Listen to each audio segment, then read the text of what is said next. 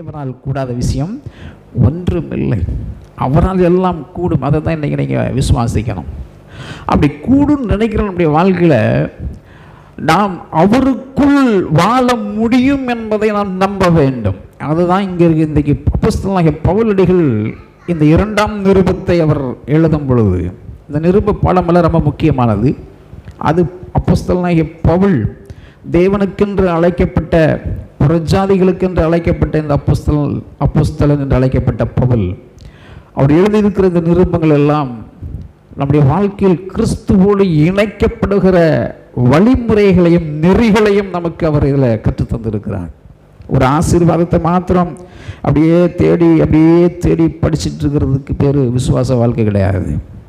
நம்முடைய வாழ்க்கையை கிறிஸ்துவோடு ஒன்றிணைக்கப்படுகிற அந்த ஒப்புர வாக்குதல் என்கிறது தான் பரிசுத்த வாரத்தில் நாம் கடைபிடிக்க வேண்டிய ஒரு உன்னதமான ஒரு காரியம்.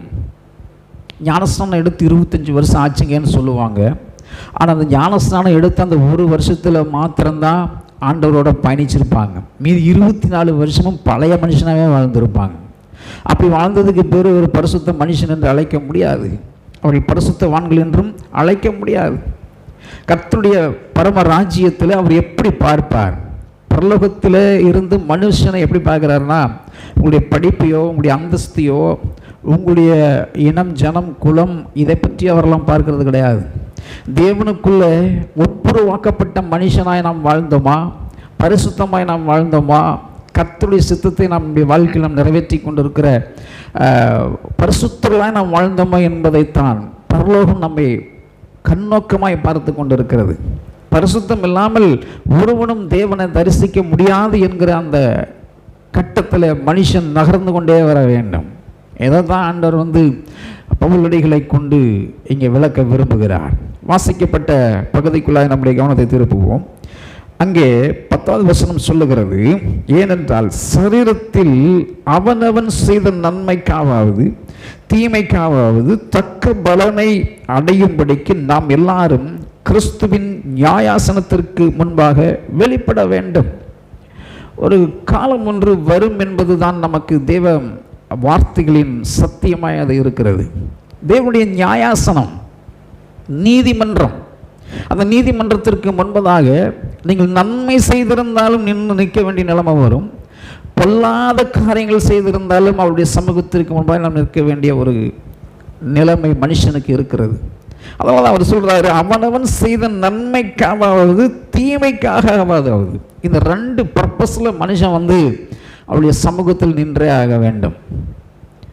அப்படி நிறைய பேர் நினைக்கிறாங்க, நாம் அப்படி ஒரு நிலைமையில் நாம் இருக்க வேண்டிய அவசியம் வராதுன்னு நினச்சிக்கிட்டு இருக்கிறாங்க.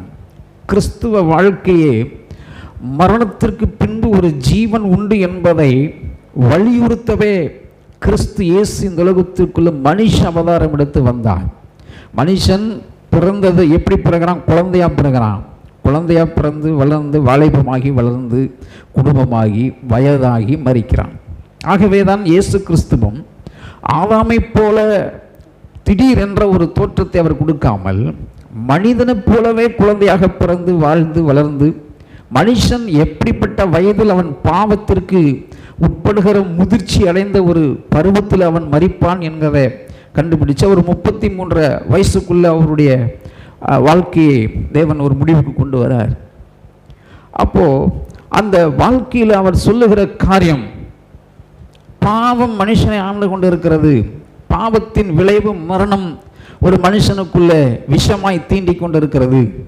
ஏற்கனவே நாம் தியானித்தோம், அவர் சிலுவையின் பாடுகளிலே அந்த குதியங்களால் அந்த பாம்பின் விஷத்தை, பாவம் என்னும் மரணம் என்னும் விஷத்தை அவர் மிதித்தெறிந்தார் என்பதை நாம் தியானித்திருக்கிறோம்.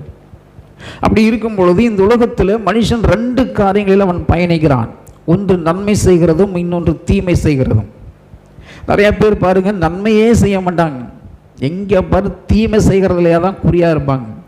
என்ன சொன்னாலும் எவ்வளவு சத்தியங்கள் கேட்டாலும் அவருக்குன்னு பிரியமாக வாழக்கூடிய வழிமுறைகள் நமக்கு கற்றுக் கொடுத்திருந்தாலும் அந்த சத்தியத்திற்கு விரோதமாகவே சிந்திக்கிற அந்த ஈவில் திங்ஸ், பொல்லாத ஆவிகளுடைய கிரியைகளையே சுமந்து நிற்பார்கள். சில பழக்கங்களை விடுங்கன்னு சொன்னால் விட தெரியாது. ஏன்னா கிறிஸ்தவர்களுக்குள்ள இல்லாததினாலே கிறிஸ்துவுக்குள் இவர்களும் இல்லாததினாலே அதை ஜெயிக்கத்தக்கதான அந்த மனோபாவம் இல்லாததினால என்ன தீமையே செய்து கொண்டிருப்பார்கள். நன்மை செய்கிறவர்கள் எப்படி? நன்மை என்பது தேவன் நமக்கு கொடுத்திருக்கிற ஜீவ விருட்சத்தின் வழி. நன்மை செய்கிற இயேசு கிறிஸ்து உலகத்துக்குள்ள வந்த பொழுது அவர் நன்மை செய்கிறவராய் சுற்றி திரிந்தார். இந்த பூமி எங்கிலும் எல்லா மனுஷனுக்கும் அவர் நன்மை, தீமை செய்கிறது தீமையை பார்க்க மாட்டாத சுத்த கண்ணன் நம்முடைய ஆண்டவராகிய தேவன். அவனிடத்தில் நன்மை மாத்திரம் இருந்தது. நன்மை என்பது என்ன? அது இயேசுவோடு கூட சேர்ந்து வாழ்கிற ஒரு வாழ்க்கை. இயேசு கிறிஸ்துவை ஒரு மனுஷன் இழக்கிறான் என்று சொன்னால் அவன் நித்திய ஜீவனை இழந்து போகிறான். இயேசு கிறிஸ்துவை வேண்டாம், எனக்கு இவர் வேண்டவே வேண்டான்னு எல்லாரும் சில மனிதர்கள் சொல்லுகிறதை பப்ளிக்காக நாம் கேட்கிறோம் இல்லையா? அவர்கள் எல்லாரும் மறுமைக்குரிய வாழ்வை அவர்கள் நிராகரிக்கிறார்கள் என்று 1 யோவான் 2 யோவான் 3 யோவான் பகுதிகள் 3 அந்த பகுதிகளிலும் இயேசு கிறிஸ்துவின் நித்திய ஜீவனை குறித்து அது பேசுகிறது. அப்போ நன்மை என்பது காசு பணம் கொடுக்கிறது, ஒரு சாப்பாடு இல்லாதவனுக்கு சோறு கொடுக்கிறது, உதவி செய்கிறது என்பது அந்த நன்மை என்பது மனுஷனுக்கு மனுஷன் நீ நன்மை செஞ்சால் நான் உனக்கு நன்மை செய்வேங்கிற நன்மை அந்த மாதிரி போயிடும். அது இல்லது. இந்த நன்மை என்பது கிறிஸ்துவுக்குள் நானும் நீங்களும் வாழ்வது, அவர் நமக்குள்ளே நாம் சேர்ந்து ஐக்கியப்பட்டு வாழ்கிற வாழ்க்கை. அந்த நன்மையை நாம் நம்முடைய வாழ்க்கையில் அனுபவித்தவர்களும் எழுந்து நின்றாக வேண்டும். அதனால தான் நமக்கு இந்த நன்மையின் உடன்படிக்கை தேவன் நமக்கு தந்தார். அப்பத்தின் ஐக்கியத்தில் நாம் ஒன்றிணைக்கப்படுகிற நன்மையை நமக்கு தந்தார். நாம் எல்லாரும் கிறிஸ்துவின் நியாயாசனத்திற்கு முன்பாக வெளிப்பட வேண்டும். ஆகையால் கர்த்தருக்கு பயப்படத்தக்கதென்று அறிந்து மனுஷருக்கு புத்தி சொல்லுகிறோம். பவுல் தம்முடைய பகுதிகளிலே புத்தி சொல்லுகிறார். எல்லா நேரங்களிலும் அவர் பிரசங்கம் சில நேரங்கள் பண்ணுவார், சில நேரங்களில் சுவிசேஷத்தை விதைப்பார். பல நேரங்களில் இந்த நிரூப பகுதிகளிலே புத்தியை சொல்லுவார். புத்தியுள்ள மனுஷனாய் நாம் வாழ வேண்டும் என்று. சில நேரம் கலாத்திய பட்டண மக்கள் மத்தியிலே அவர் சுவிசேஷத்தை சொல்லும் பொழுது அவருடைய விகற்பமான எண்ணங்கள் அதை சரியாக ஏற்றுக்கொள்ளாததினாலே அங்கே கடிந்து சொல்லுவார், புத்தி இல்லாத கலாத்தியரை என்று கடிந்து கொள்ளுவார். புத்தி நமக்கு ரொம்ப அவசியம். கிறிஸ்துவுக்குள்ளே வாழ்கிறதுக்கும் கிறிஸ்துவோடு பயணிக்கிறதுக்கு நமக்கு என்ன வேணும்னா ஞானம் வேணும், புத்தி வேணும், அறிவு வேணும், விவேகம் வேணும், நிதானம் வேணும், பொறுமை வேணும், அன்பு வேணும், சகிப்பு வேணும். இதெல்லாம் நம்முடைய வாழ்விலே தேவன் நமக்கு கொடுத்திருக்கிற அடிப்படை சுவடுகள். கிறிஸ்துவை ஏற்றுக்கொண்டு விட்டால் நமக்கு சோதனை வராது என்பது அல்ல. கிறிஸ்துவை சொந்த இரட்சகராக ஏற்றுக்கொண்டு விட்டால் வியாதி வராது என்பது அல்ல. கிறிஸ்துவை நாம் சொந்த இரட்சகராக ஏற்றுக்கொண்டு விட்டால் வறுமை வராது என்பது அல்ல. அப்போஸ்தலனாகிய பவுலடிகள் சொல்லுகிறார், உபத்திரவத்திலும் வியாகுலத்திலும் அடிகளிலும் காவல்களிலும் நிர்வாணங்களிலும் நாங்கள் தேவனுக்காக நற்கந்தகங்களாய் இருக்கிறோம் என்று பவுலடிகள் சொல்லுகிறார்.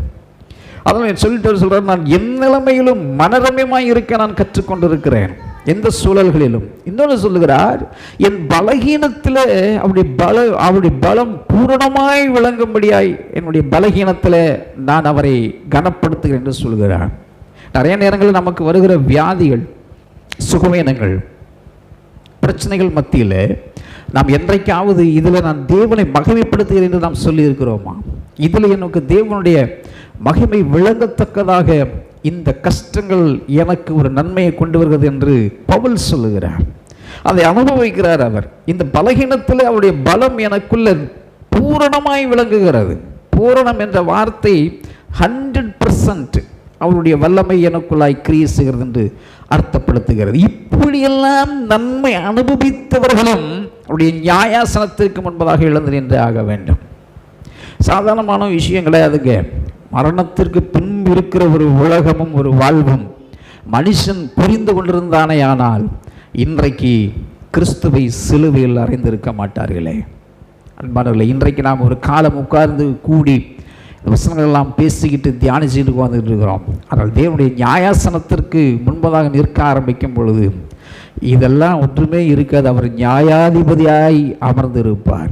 அவர்தான் நித்திய ஜீவன் உள்ள தேவனாய் அவர் இருக்கிறார். அவர்தான் அவருடைய சர்வ வல்லமை கொண்டிருக்கக்கூடிய தேவன். அவருக்கு முன்பதாக நிற்பதற்கு ஆண்டவர் நமக்கு என்ன பண்ணுகிறார்? வாரந்தோறும் புத்தி சொல்லுகிறார். புத்தியை ஏற்றுக்கொள்ளக்கூடிய பிள்ளைகளாய் நாம் தேவ சமூகத்தில் நிற்கணும். சில பேர்த்துக்கு புத்தி சொல்கிறதே பிடிக்காது, சில பேர்த்துக்கு அறிவுரை சொன்னால் பிடிக்காது. இந்த இந்த இந்த இடத்துல நம்ம பார்த்துட்டாங்கன்னா, இப்போ நான் பார்த்தோம்னா நமக்கு பிளேடு போட்டே கொண்டுருவாயா, பல விஷயங்களை நமக்கு அட்வைஸ் பண்ணியே நம்மளை கொண்டுருவாயா. ஸோ இந்த அட்வைஸுங்கிறது வசனத்தின்படி அட்வைஸ் பண்ணணும். உலகத்தின்படி அட்வைஸ் பண்ணால் அது எல்லாத்துக்கும் கஷ்டமாக தான் இருக்கும். வசனம் தான் நமக்கு பாதைக்கு வெளிச்சம்.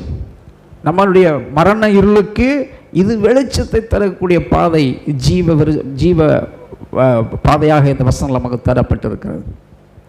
எல்லாரும் நிற்பதற்கு முன்பதாக தேவன் நம்மளுடைய லிஸ்ட்டை எடுத்து வைக்கிறார். என்ன நன்மை செய்திருக்கிறோம், என்ன தீமை செய்திருக்கிறோம். ஆகவே அவர் சொல்லுகிறார், எல்லாத்திற்கும் புத்தி சொல்லுகிறோம், தேவனுக்கு முன்பாக வெளிரங்கமாயிருக்கிறோம். ஆமாம், எல்லாரும் பாருங்க, பொய்யான ஒரு வாழ்க்கை வாழ்றது.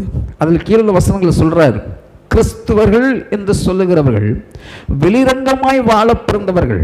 எதையும் உண்மையான டாக் பேசணும், உண்மையை தான் பேசணும், ரியாலிட்டியாக தான் பேசணும், உண்மையாக இருக்கணும், ரியலாக பேசக்கூடாது, கதையாக பேசக்கூடாது. அதுக்கப்புறம் சம்பவங்களை மறைச்சு பேசக்கூடாது. சில சந்தர்ப்ப சூழ்நிலைகளுக்காக நிறைய பொய் பேசுகிறோம். பொய் அடுக்க வேண்டிய விதத்தில் அடுக்கி பொய் போடுற போடில் மெய் தடுமாறுமா. பழமொழி சொல்கிறாங்க, கேட்டிருக்கீங்களா? ஒன்றை சாதிக்கிறதுக்கு எல்லாம் சத்தியமே பண்ணுவாங்க, என்னடா ஆயிரப்போகுதுன்னு. இப்படி எல்லாம் கிறிஸ்துவில் அப்படி அல்ல. ஒரு வெளிரங்கமான ஒரு வாழ்க்கையை கிறிஸ்து இயேசு நமக்காக வாழ்ந்து காட்டினார்.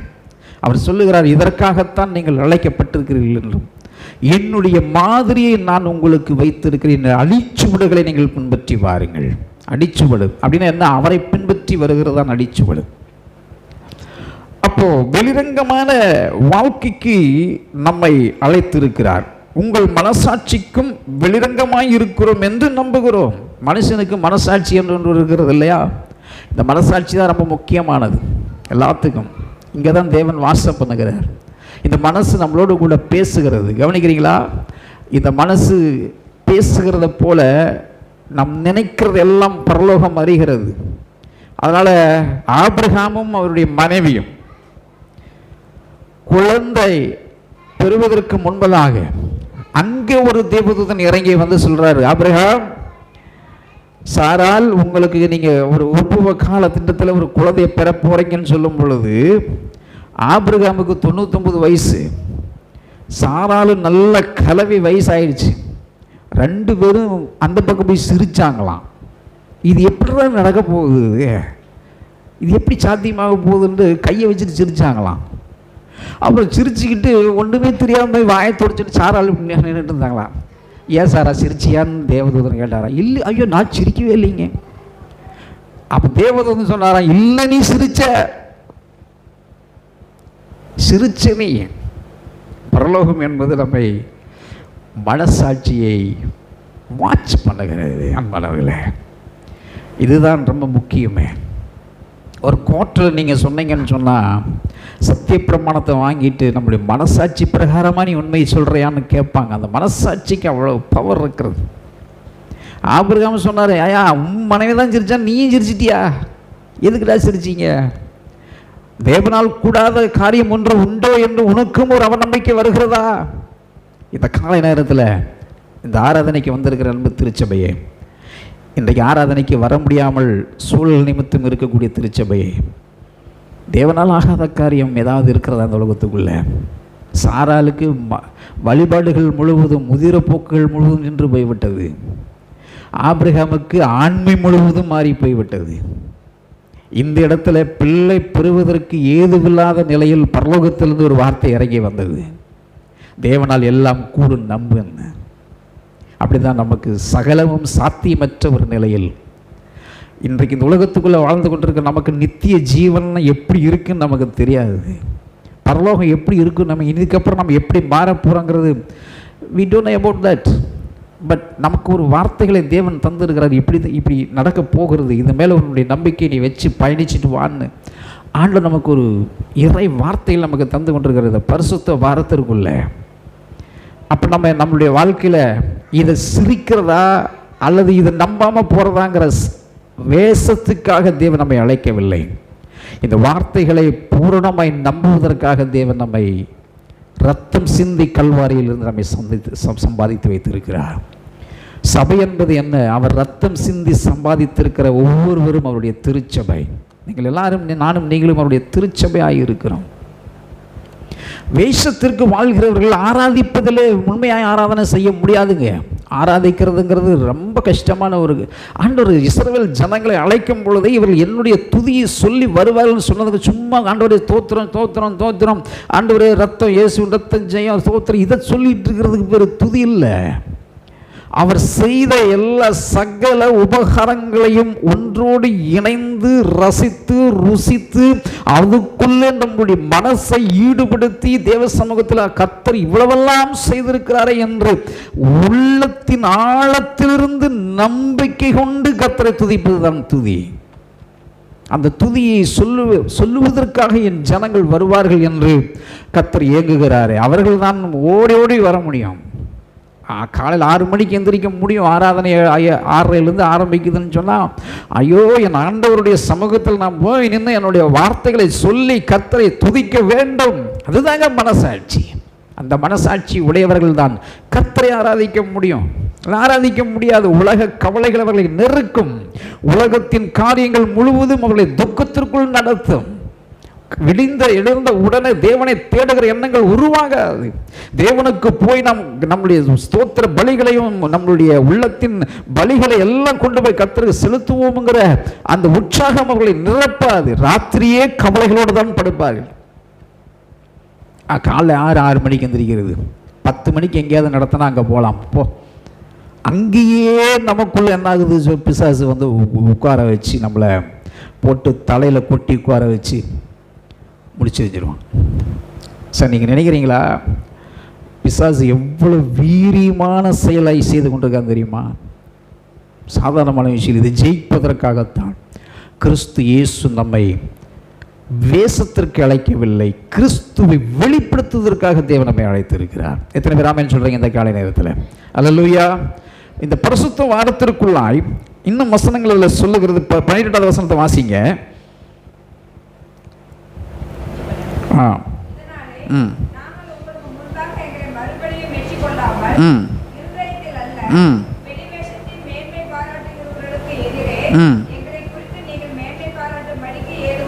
பாருங்க, இருதயத்தில் வெளிவேசத்தில் மேன்மை பாராட்டுகிறவர்களுக்கு எதிராக நீங்க வாழணும். இந்த அன்பு திருச்சபையே இந்த வசனத்தை நல்லா கவனிங்க. பவுல் மாதிரி நிருபங்களை எழுதி கொடுத்த ஒரு அப்போஸ்தலன் கூட கிடையாது. இருதயத்தில் அல்ல, வெளிவேசத்தில் மேன்மை பாராட்டுகிறவர்களுக்கு எதிரே எங்களை குறித்து நீங்கள் மேன்மை பாராட்டும்படிக்கு எதுவாக இருக்கிறது? அதனால ஆண்டவர் இருதயத்தை தேடுகிறவராக இருக்கிறார். அப்படி ஆண்டவர் எல்லாம் வெளிரங்கமான தொழுகை, வெளிரங்கமான ஆராதனை நடைமுறைகள் முழுவதும் தேவன் மேன்மை பாராட்டுகிறதே கிடையாது. உள்ளத்தின் ஆழத்தை தேவன் விரும்புகிறார். உன் முழு இருதயத்தோடு, உன் முழு ஆத்மாவோடும், முழு இருதயம் ஆத்மான உன் முழு உசுரோடும். நமக்கு இருக்கிற உசுறு ஒரே ஜீவன், வாழ்க்கை என்பது ஒரே ஒரு முறை. இவ்வளோதான் கேப்பு. நம்ம டேட் ஆஃப் பர்த்லேருந்து டெத்து வரைக்கும் இவ்வளோதான் இருக்கும்.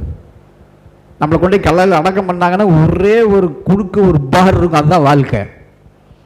இந்த வாழ்க்கையில் இருதயத்தில் தேவனை வெளிப்படுத்துகிறவர்களுக்கு முன்பதாக நாங்கள் சந்தோஷப்படுகிறதை விட வெளிவேசம் கொண்டிருக்கக்கூடிய ஜனங்களுக்கு முன்பதாக எங்களை கிறிஸ்துவை வெளிப்படுத்தும்படியாக நிறுத்தி இருக்கிறாரோ அதற்கு நாங்கள் சந்தோஷப்படுகிறோம். ஒரு குடும்பத்திற்குள்ள கவனித்து பாருங்க, சொந்த பந்தங்களுக்குள்ள கவனித்து பாருங்க, சமுதாயத்திற்குள்ள கவனித்து பாருங்க.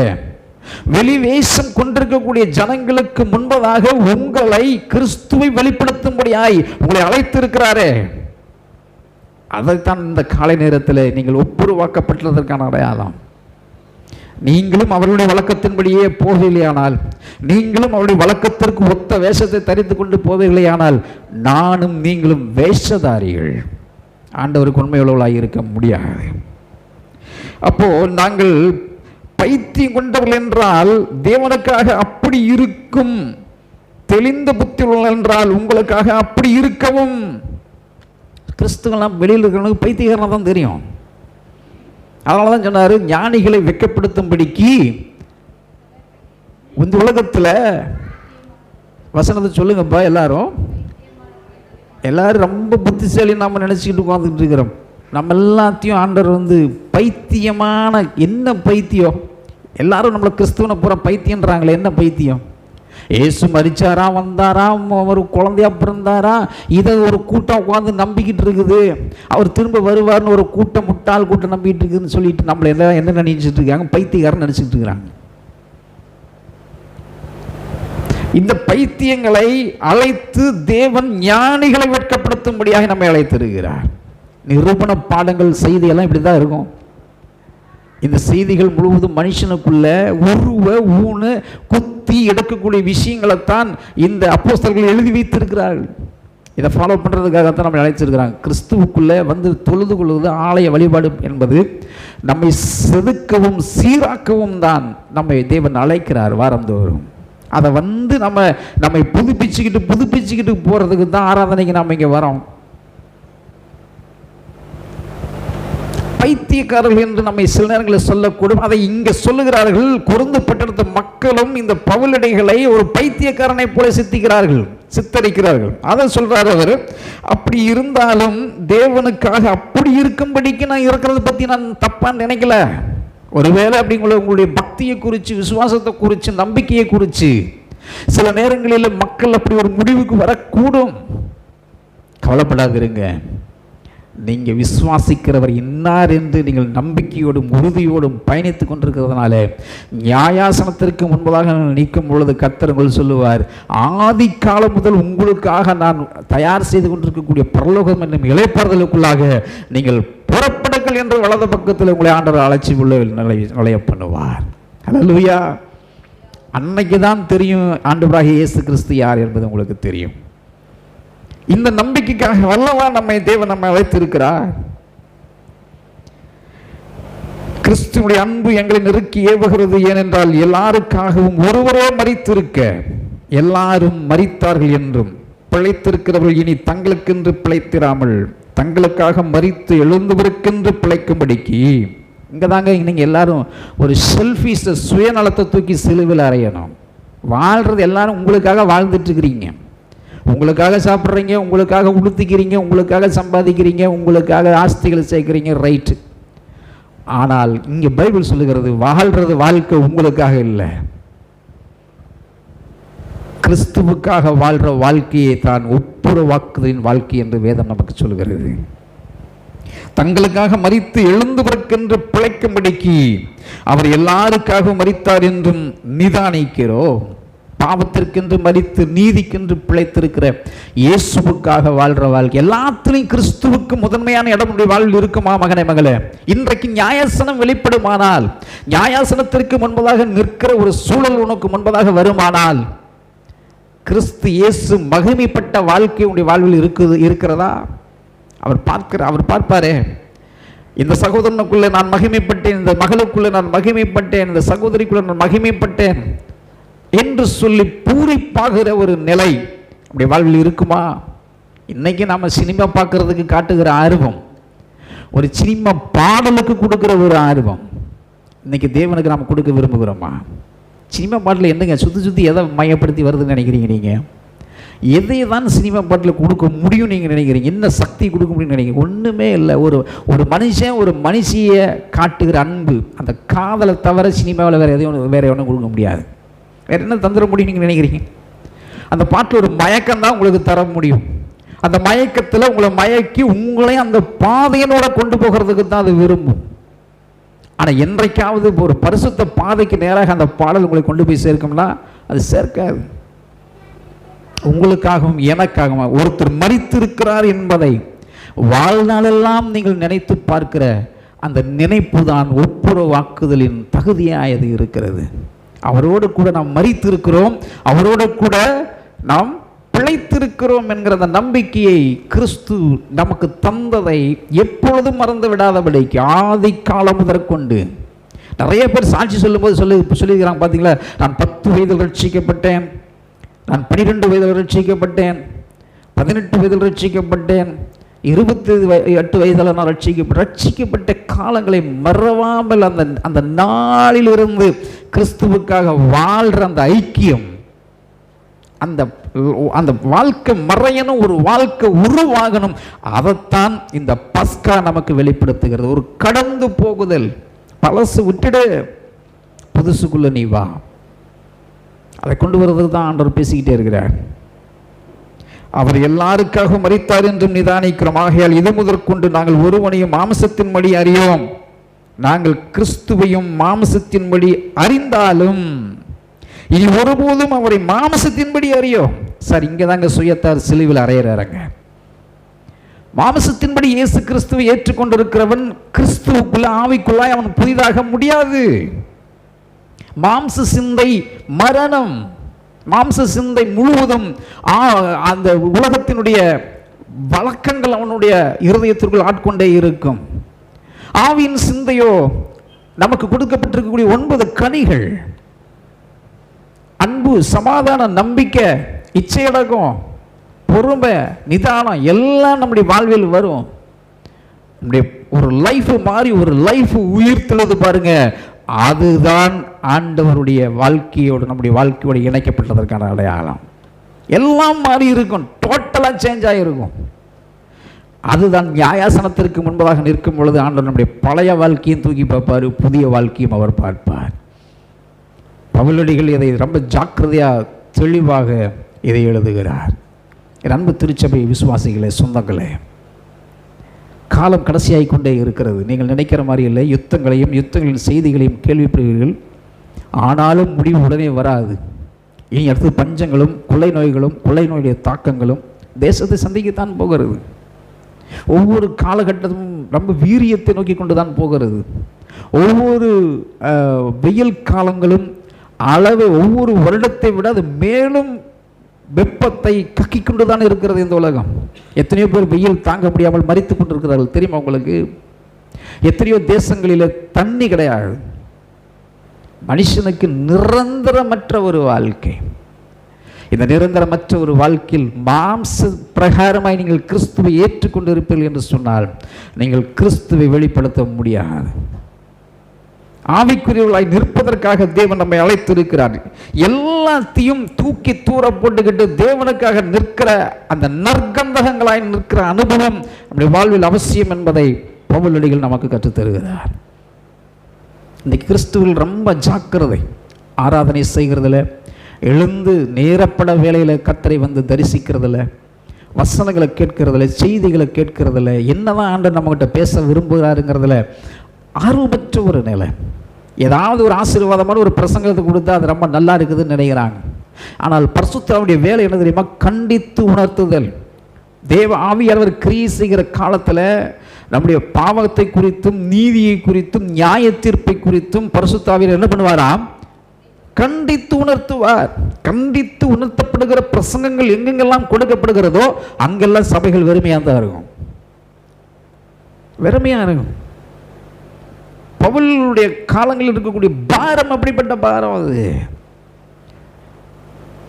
எங்கெல்லாம் ஆசீர்வாத செய்திகளை விதைத்துக் கொண்டிருக்கிறார்களோ, செழிப்பின் உபதேசங்களை விதைத்துக் கொண்டிருக்கிறார்களோ, கூட்டம் கூட்டமாக கார் நிறுத்துறதுக்கு இடமில்லாத சபைகளாய் பெருகி கொண்டிருக்கிறது. கிறிஸ்துவுக்காக அழைக்கப்பட்டிருக்கிறோம் அன்பான தேவ ஜனமே. இதைத்தான் சொல்கிறேன். மாம்சத்தின்படி நீ இயேசுவை அறிந்திருந்தாலும் ஆவியின்படி பிழைப்பதற்காக தேவன் நம்மை இன்றைக்கு அழைத்திருக்கிறார். பரிசுத்த ஆவியானுடைய வேலையே அதுதான். பரிசுத்த ஆவி எங்கே இருக்கிறதோ அங்கே விடுதலை உண்டு. உங்களுக்குள்ள பரிசுத்த ஆவி இருக்கும் என்று சொன்னால் நீங்கள் விடுதலை பெற்றவர்கள். உங்களுக்குள்ள பழைய ஒன்று செத்து போயிருக்கும், புதிதொன்று உருவாயிருக்கும். அதுதான் பரிசுத்த ஆவி செய்கிற உன்னதமான வேலை. அந்த வேலைக்காகத்தான் தேவன் நம்மை அழைத்திருக்கிறார். அது சொல்லி என்ன சொல்லுகிறார் பாருங்க. அவர் எல்லாருக்காக மரித்தார் என்று நிதானிக்கிறோம். ஆகையால் இது முதற்கொண்டு நாங்கள் ஒருபடி மாம்சத்தின்படி அறியோம், நாங்கள் கிறிஸ்துவையும் மாம்சத்தின்படி அறிந்திருந்தாலும் இனி ஒருபோதும் அவரை மாம்சத்தின்படி அறியோம். இப்படி இருக்க ஒருவன் கிறிஸ்துவுக்குள் இருந்தால் புது சிருஷ்டியாய் இருக்கிறான். பழையவைகள் ஒளிந்து போயின, எல்லாம் புதிதாயின. நம்முடைய வாழ்க்கையில் பரிசுத்தாவி வந்துருச்சுன்னு சொன்னா, பரிசுத்தாவியானவர் இருக்கிறார் என்று சொன்னால் பழைய மனுஷன் கண்டிப்பா செத்து போயிருப்பான். பழைய வழிபாடுகள் முழுவதும் மறைஞ்சு போயிருக்கும். கிறிஸ்துக்காக நிற்கிற அந்த வாழ்க்கை புதிதாக உருப்பெற்று நின்றிருக்கும். அப்போ நீங்கள் அறிந்து கொள்ளலாம், பரிசுத்த ஆவியை நான் பெற்றிருக்கிறேன் என்று. அந்நிய பாஷை பேசிட்டு இருக்கிறது மட்டும் பரிசுத்த ஆவிக்கு அடையாளமாக அது பேசப்பட்டாலும், அந்நிய பாஷை பேசுகிறீங்க, கெட்ட பார்த்து பேசுறதுல நீங்கள் நினைக்கிறீங்களா? அந்நிய பாஷை பேசுகிறவங்க தேவனுக்கு விரோதமான காரியங்கள் செய்வதுன்னு நினைக்கிறீங்களா? அந்நிய பாஷை என்பது வரங்களில் ஒன்று. ஆனால் பரிசுத்த ஆவி என்பது புது சிருஷ்டியாக்கப்படுகிறதற்கே அஸ்திபாரமே அதுதான். வாழ்க்கையில் புது சிருஷ்டியாக்கப்படுதலை தேவன் விரும்புகிறார். பழைய மனுஷன் ஒளிந்து போயிருக்கணும், ஒரு புதிய மனுஷனாய் மாற்றப்பட வேண்டும் என்பதுதான் இந்த பரிசுத்த வாரத்தில் நாம் கடைபிடிக்க வேண்டிய விஷயங்கள். இந்த 3வது வாரம் பரிசுத்த வாரத்தில் நாம் இருக்கிறோம். உடைய ஜென்ம சுபாவங்கள் முழுவதும் செத்து போயிருக்க வேண்டும். ஆவிக்குரிய சுபாவங்கள் உங்களுக்குள் உயிர் பெற்றிருக்க வேண்டும். அந்த ஆவிக்குரிய சுபாவங்கள் தான் கிறிஸ்துவோடு இணைக்கப்படுகிறதா அது இருக்கும். சார், இதுதான் ரொம்ப முக்கியமான செய்தியாக பவுல் நமக்கு பிரகடனப்படுத்துகிறார். இவையெல்லாம் தேவனாலே உண்டாயிருக்கிறது. அவர் இயேசு கிறிஸ்துவை கொண்டு நம்மை தம்மோடு ஒப்புரவாக்குதலின் ஊழியத்தை எங்களுக்கு கொடுத்தார். இந்த உலகத்திற்குள்ள பவுல் செய்த ஊழியம் என்ன? மனுஷனே, நீ தனிமையாக இருப்பது நல்லதல்ல, நீ தேவனோடு இணைந்து வாழ், ஒப்புரவாகி தேவனோடு இணைந்திரு, தேவனை விட்டு பிரியாத, தேவனோடு உன்னுடைய வாழ்க்கை ஐக்கியப்பட்டிருக்கட்டும் என்கிற ஒப்புரவாக்குதலின் ஊழியத்தை எங்களுக்கு தந்தார்.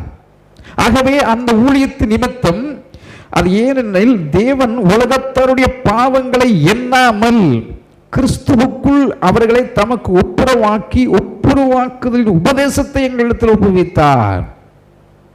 பரலோகத்தின் தேவன் நம்முடைய பாவத்தையும் நம்முடைய அக்கிரமத்தையும் நம்முடைய சாபங்களையும் நாம் செய்துவிட்ட அந்தரங்க ரகசிய பாவங்களையும் தேவன் ஒரு பெரிய பொருட்டாக எண்ணாமல் அதை சிலுவையில் மன்னித்து விட்டதுக்கு அப்புறம் ஒப்புரவாக்குதலின் ஊழியத்தை, ஒப்புரவாக்கக்கூடிய செயலை இயேசு கிறிஸ்து செய்தாரே, அதைத்தான் நாங்கள் இங்கே ஊழியமாய் செய்து கொண்டு இருக்கிறோம்.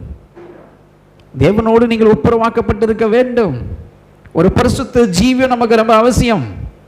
நான் பரிசுத்தராய் இருக்கிறது போல நீங்கள் பரிசுத்தராய் இருங்கள். ஒரு புது மனுஷன் அவசியம். பழைய காரியங்கள் கண்டிப்பாக செத்து போய் இருக்க வேண்டும். சுபாவத்தில் மாற்றம் இருக்க வேண்டும், குணாதிசயத்தில் மாற்றம் இருக்க வேண்டும், நாம் சாப்பிட்ற சாப்பாட்டில் கூட ஒரு பரிசுத்தம் இருக்க வேண்டும். அதுதான் சார் கிறிஸ்துவல் வாழ்க்கை.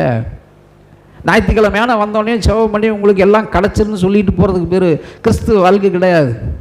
வேதம் என்ன சொல்கிறது? முதலாவது தேவனுடைய ராஜ்யத்தையும் உடைய நீதியும் நீங்கள் தேட ஆரம்பிக்கும் பொழுது நீங்கள் கேட்காததெல்லாம் உங்களுக்கு கூட கொடுக்கப்படும். நீங்கள் என்ன மீறி போனால் ஒரு வீடு கேட்பீங்க, ஆனால் ஆண்டவர் சித்தத்தில் ஒரு 3 வீடு கொடுக்குறது கூட தேவ சித்தமாக இருக்கும். கேட்காதெல்லாம் கொடுப்பார் ஆண்டவர். அது ஒரு மேட்ரு இல்லை. நம்மகிட்ட பணம் ஒரு மேட்ரு இல்லை. இது ஆகாயத்து பறவைகளை பாருங்கள், அவைகள் உழைப்பதும் இல்லை, நூற்பதும் இல்லை, களஞ்சியத்தில் சேர்த்து வைப்பதும் இல்லை, அவைகளுக்கு பிழைப்பூட்டுகிற தேவன் நமக்கு நீங்கள் அவைகளை காட்டிலும் விசேஷித்தவர்கள். உங்களுக்கு தேவையானது என்னது என்று கர்த்தருக்கு நிச்சயம் தெரியும். நீங்கள் என்ன போடணும், என்ன உடுத்தணும், எப்படி போகணும், எப்படி வரணும், என்ன வாகனம் வேணும், என்ன உங்களுக்கு ஆசீர்வாதங்கள் வேணும் என்பது கர்த்தர் நன்றாக அறிந்தவராக இருக்கிறார். ஆனால் அது கர்த்தருக்கு பெரிய காரியம் இல்லை. நீங்கள் தேவனோடு ஒப்புரவாய் இருப்பது தான் கர்த்தருக்கு பெரிய காரியமே.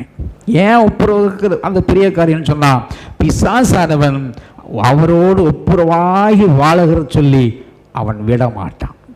அதை ஜெயிப்பதற்காகத்தான் இந்த ஊழியங்கள் நமக்கு கொடுக்கப்பட்டிருக்கிறது என்று அவர் சொல்லும். உலகத்தாருடைய பாவங்களை எண்ணாமல் கிறிஸ்துவுக்குள் அவர்களை தமக்கு ஒப்புரவாகுதலின் உபதேசத்தை எங்களிடத்தில் ஒப்புவித்தார். ஆனபடியினாலே தேவனானவர் எங்களை கொண்டு புத்தி சொல்லுகிறது போல நாங்கள் கிறிஸ்துவுக்காக ஸ்தானாதிபதிகளாக இருந்து தேவனோடு ஒப்புரவாகுங்கள் என்று கிறிஸ்துவின் நிமித்தம் உங்களை வேண்டிக் கொள்கிறோம். பவுலுக்கு என்ன தேவை வந்தது? 2 கையை கூப்பிட்டு, அப்பா இயேசுவோடு ஒப்புரவாகுங்கப்பா, மகளே ஒப்புரவாகுன்னு வேண்டிக்கிறதுக்கு அவருக்கு ரொம்ப தேவையா? கவனிக்கிறீங்களா பிரசங்கத்தை? எவ்வளோ தாழ்மை உள்ள ஒரு மனுஷன் பவுல். பயங்கர பெரிய பணக்காரங்க, சாதாரணமான ஆள் கிடையாது. எல்லாத்தையும் நஷ்டமும் குப்பையுமா விட்டுட்டு வந்த ஒரு மிகப்பெரிய ஒரு ரிச்சஸ்ட் மேன் பவுல், அப்போஸ்தலனாகிய பவுல். இன்னைக்கு உலகமே பணத்தை நோக்கி ஓடிக்கிட்டு இருக்கு. உலகம் முழுவதும் ஆதாயப்படுத்துகிறதுக்கு ஓடி திரிஞ்சுக்கிட்டு இருக்கிறோம் நாம.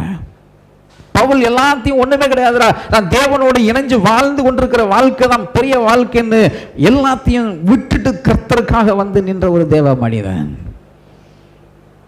மாத்திரல்ல, அவர் கைகளால் வேலை செஞ்சு தன் வாழ்க்கையும் பார்த்துக்கிட்டாரு, சுவிசேஷத்தையும் அவர் அறிவித்தார்.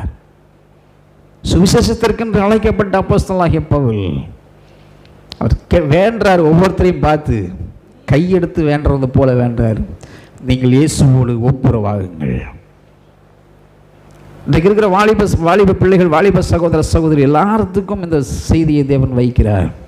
இயேசுவோடு நீங்கள் வாழ்வீன்னு சொன்னால், இயேசு கிறிஸ்துவோடு நீங்கள் இருக்கிறீங்கன்னு சொன்னால், இயேசு கிறிஸ்துவின் அன்பு தான் வெளிப்பட வேண்டும், உலக அன்பு வெளிப்படக்கூடாது. உலக அன்புகள் முழுவதும் பொய்யானது, நிரந்தரமற்றது. உலக அன்புகள் முழுவதும் உங்கள் பாவத்திற்கு நேராக அது தள்ளும். கிறிஸ்துவோடு ஐக்கியப்பட்டிருக்கிறேன் என்று சொல்லியும் திரும்பவும் நாம் வந்து உலகத்தை நோக்கி ஓடுதல் என்பது நாம் அவரை அவமதிப்பதாகும். என்ன சத்தியத்தை கற்றுக்கிட்டோம் என்கிற கேள்வி அது எழுப்புகிறது. தேவனோடு ஒப்புரவாகுங்கள் என்று கிறிஸ்துவின் நிமித்தம் உங்களை வேண்டிக் கொள்கிறோம். நாம் அவருக்குள் தேவனுடைய நீதியாகும்படி பாவம் அறியாத அவரை நமக்கு பாவமாக்கினார். நாம் தேவனுக்குள்ள அநீதிமான்களாய் இருந்த நம்மை அவருக்குள்ள நீதியாகும்படிக்கு இந்த ஒப்புரவாகுதலின் உபதேசம் நமக்கு கொடுக்கப்பட்டிருக்கிறது. இந்த பரிசுத்த வாரத்தின் 3வது வாரத்தில் என் அன்பு திருச்சபை சொந்தங்களே, என் அன்பு திருச்சபை மக்களே, ஒரு விஷயம் உங்களை சீர்தூக்கி பாருங்கள். இதுவரைக்கும் இயேசு கிறிஸ்துவுக்கு பிரியமாய் நான் என்ன நடந்திருக்கிறேன், நான் என் வாழ்க்கையில் என்ன சேஞ்சஸ் இருக்கு, என்ன மாற்றங்கள் இருக்கிறது. இன்னும் நான் பழைய மனுஷனாகவே ஞானஸ்நானம் எடுத்திருந்து வாழ்ந்து கொண்டே இருக்கிறேன்னு சொன்னால், அப்போ நான் திரும்பவும் செத்தவனாகத்தான் வாழ்ந்து கொண்டிருக்கேன் என்பது இந்த வசனம் சொல்லுகிறது.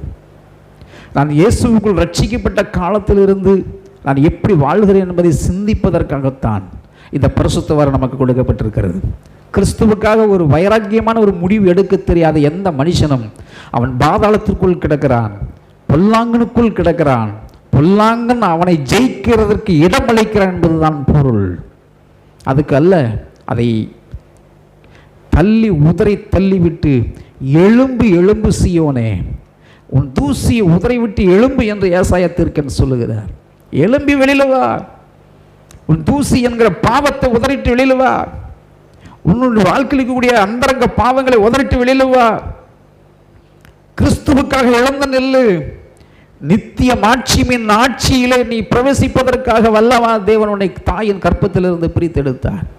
அதற்காக நீ சாட்சியாக வாழத்தானே தேவனை அழைத்திருக்கிறார். எத்தனை முறை உன்னை தேவனை விட்டு இந்த பிசாசு பிரித்து இருக்கிறான்.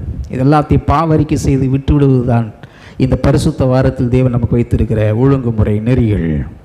இதை பின்பற்றி வாருங்கள். இது கடந்து, பழைய வாழ்க்கை கடந்து ஒரு புதிய வாழ்க்கைக்குள் நாம் அடியெடுத்து வைக்க ஆரம்பிக்கும் பொழுது ஆண்டவரோடு ஐக்கியப்பட்டு இருப்போம். சரி, இந்த ஐக்கியத்தை என்னைக்கு விட்டுறாதீங்க. இந்த ஐக்கியத்திற்காகத்தான் இயேசு கிறிஸ்து ஜெபத்தை கற்றுக் கொடுத்தார், சுவிசேஷங்கள் நமக்கு விதைத்தார், வசனங்களை நமக்கு எழுதி தந்தார். ஏன்? நமக்கு மறுமையின் வாழ்வு நமக்கு நிச்சயம், மரணத்திற்கு பின்பு ஒரு வாழ்வு நிச்சயம். அது கிறிஸ்து இயேசுவுக்குள்ளே தான் அது இருக்கிறது என்பதை நமக்கு திருவளம் பற்றப்பட்டிருக்கிறது. ஆகவே அவர்கள் நம்பிக்கையாக இருப்போம். அந்த நம்பிக்கை இந்த உலகத்தின் உபத்திரவத்தை ஒரு நாள் நமக்கு உபத்திரவம் ஜெயித்து விட முடியாது. ஆனால் உபத்திரவப்பட்டது நல்லது. அதில் நாம் அவருடைய பிரமாணங்களை கற்றுக்கொண்டு நாம் ஜெயிக்கிறோம். இந்த 3வது வாரத்துக்கு நாம் போகிறதுக்கு முன்னே கர்த்தருடைய சமூகத்தில் நம்மை தாழ்த்தி ஒப்பு கொடுப்போம். ஆண்டவரே, என்னையும் உம்முடைய கரங்களில் அர்ப்பணிக்கிறேன் என்று சொல்லி நம்மை தாழ்த்துவோமா? பவுலடிகள் சொல்லுகிற வார்த்தை, நான் மாமிசத்தில் மடி இயேசுவை அறிந்து கொண்டு மாமிசத்திற்காக வாழ நான் அழைக்கப்பட்டவன் அல்ல. மாமிசத்தை சிலுவையில் அறைந்து விட்டு ஆவிக்குரியவனாய் நிற்பதையே என் தேவன் விரும்புகிறார். அதற்காகவே என்னை அர்ப்பணிக்கிறேன் என்று இந்த கால நேரத்தில் நம்மை தாழ்த்துவோமா? உலகம் முழுவதும் ஆதாயப்படுத்தி கொண்டாலும் தன் ஜீவனை நஷ்டப்படுத்தினால் அவனுக்கு லாபம் என்ன? அன்பானவர்களே, இந்த காலை நேரத்தில் எல்லாத்துக்கும் முன்பதாக கிறிஸ்து இயேசுவை முன்பதாக வைக்கிற அனுபவம் நம்முடைய வாழ்வில் இறங்கட்டும். அந்த பரிசுத்த வித்திலே நாம் மாற பிந்தின ஆதாமின் வித்திலே வாழ தேவன் நம்மை அழைத்திருக்கிறார். முந்தின ஆதாமின் வித்தில் அல்ல, பிந்தின ஆதாமின் வித்து. அந்த வித்து என்ன? பரிசுத்த வித்து. அந்த வித்திலே நம்மை தேவன் ஜெனிப்பிக்க விரும்புகிறார். பழையவைகள் ஒழிந்தன, எல்லாம் புதிதாகின. உங்களுடைய வாழ்க்கையை ஒப்பு கொடுப்போமா? அசால்ட்டுத்தனம், அசட்டுத்தனம், மேலும் மேலும் தேவனுக்கு பிடிக்காத காரியங்கள் செய்கிற முயற்சிகள் எல்லாத்தையும் விட்டுக்கிட்டு பரிசுத்தராய் இருக்கிற தேவனைப் போலவே நாமும் பரிசுத்தராய் வாழ அர்ப்பணம் செய்வோம். இயேசுவின் நாமத்தினாலே வாழ்த்தி ஜெபிக்கிறோம். ஜீவனுள்ள நல்ல பிதாவே, ஆமென்.